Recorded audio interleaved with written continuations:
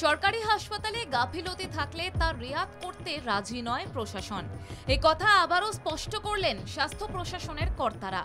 যেখানে রাজ্য সরকার প্রসূতি মৃত্যুর হার কমিয়ে স্বাস্থ্য সুরক্ষায় নজির করেছে, সেখানে ব্যতিক্রমী এই ধরনের ঘটনা কেন হবে সে কথাই স্পষ্ট করছেন তারা। শুক্রবার মেদিনীপুর মেডিকেল কলেজ হাসপাতালে এক প্রসূতির মৃত্যু ঘিরে শোরগোল পড়ে যায়। অভিযোগ উঠেছে ব্ল্যাকলিস্টেড কোম্পানির স্যালাইন দেওয়া হয় প্রসূতিদের, যার জন্য 5 প্রসূতি অসুস্থ হয়ে পড়েন, যাদের মধ্যে আবার একজনের মৃত্যু হয় বলে অভিযোগ করা হয়। কারণ আমাদের ভারতবর্ষের ম্যাটারনাল মর্টালিটি রেট সেটা নিয়ে কিন্তু প্রত্যেকটা স্তরেই কিন্তু জেলা থেকে শুরু করে রাজ্য এবং কেন্দ্র স্তরে এটা আলাদা করে ইনভেস্টিগেশন হয়। কোথায় গলদ রয়েছে তা দেখতে তড়িঘড়ি 24 ঘন্টার মধ্যে স্বাস্থ্য দপ্তরের টিম যায় মেদিনীপুর মেডিকেল কলেজে।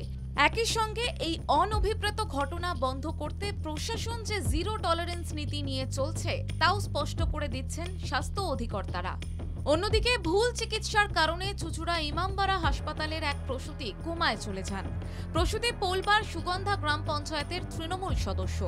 প্রসূতি মহিলার স্বামী জানিয়েছেন, অন্তঃসত্ত্বা স্ত্রীকে চুঁচুড়া ইমামবাড়া হাসপাতালের এক চিকিৎসককে প্রাইভেটে দেখাতেন। সন্তান প্রসবের জন্য প্রায় 1 মাস বাকি ছিল। চিকিৎসক থাকবেন না বলে তার কথা মতো চুঁচুড়া হাসপাতাল রোডের একটি বেসরকারি নার্সিংহোমে ভর্তি করেন। গত 6 জানুয়ারি সিজার করা হয়। কন্যা সন্তানের জন্ম দেওয়ার পর কোমায় চলে যান প্রসূতি। তার আর জ্ঞান ফেরেনি। পরিস্থিতি বেগতিক বুঝে তাকে কলকাতার অ্যাপোলো হাসপাতালে পাঠিয়ে দেওয়া হয়। সেখানে কয়েকদিন আইসিইউতে ভর্তি রাখার পর চিকিৎসকেরা জানিয়ে দেন 80% ব্রেন ডেথ হয়ে গেছে প্রসূতির। চিকিৎসায় সাড়া দিচ্ছেন না। পরে চুঁচুড়াতে আবার ফিরিয়ে একটি নার্সিংহোমে ভর্তি করা হয় তাকে। খবর পেয়ে বিধায়ক অসিত মজুমদার এবং সাংসদ রচনা বন্দ্যোপাধ্যায় নার্সিংহোমে যান। তারা জানান, হাসপাতালের চিকিৎসকের ভুলে এই ঘটনা হলে তার বিরুদ্ধে আইনানুগ ব্যবস্থা নেওয়া হবে, আর এক্ষেত্রে নার্সিংহোমেরও গাফিলতি থাকতে পারে।